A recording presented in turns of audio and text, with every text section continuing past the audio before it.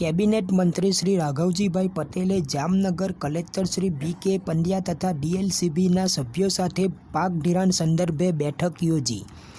રાજ્યના કૃષિ, પશુપાલન, ગૌસંવર્ધન, મત્સ્ય ઉદ્યોગ, ગ્રામ વિકાસ અને ગ્રામ ગૃહ નિર્માણ વિભાગના મંત્રી શ્રી રાઘવજીભાઈ પટેલે જામનગર જિલ્લા કલેક્ટર કચેરીના સભાખંડ ખાતે જિલ્લા કલેક્ટર શ્રી બી.કે. પંડ્યા તથા ડિસ્ટ્રિક્ટ લેવલ બેન્કર્સ કમિટીના સભ્યો સાથે પાક ધિરાણ સંદર્ભે બેઠક યોજી હતી. આ બેઠકમાં મંત્રીશ્રીએ ખેડૂતોને પાક ધિરાણ લોન, માછીમારીઓને લોન આપવી તેમજ ખેતીવાડી વિભાગના અધિકારીઓ સાથે સંકલનમાં રહી વધુમાં વધુ જરૂરિયાતમંદોને સરકારની યોજનાઓનો ફાયદો મળે તે પ્રકારે આયોજનબદ્ધ કામગીરી કરવા બેંક મેનેજરશ્રીઓને માર્ગદર્શન આપ્યું હતું. આ બેઠકમાં અધિક નિવાસી કલેક્ટર શ્રી બી.એન. ખેર, વિવિધ બેંકોના પ્રતિનિધિશ્રીઓ, પદાધિકારીશ્રીઓ તેમજ અધિકારીશ્રીઓ ઉપસ્થિત રહ્યા હતા.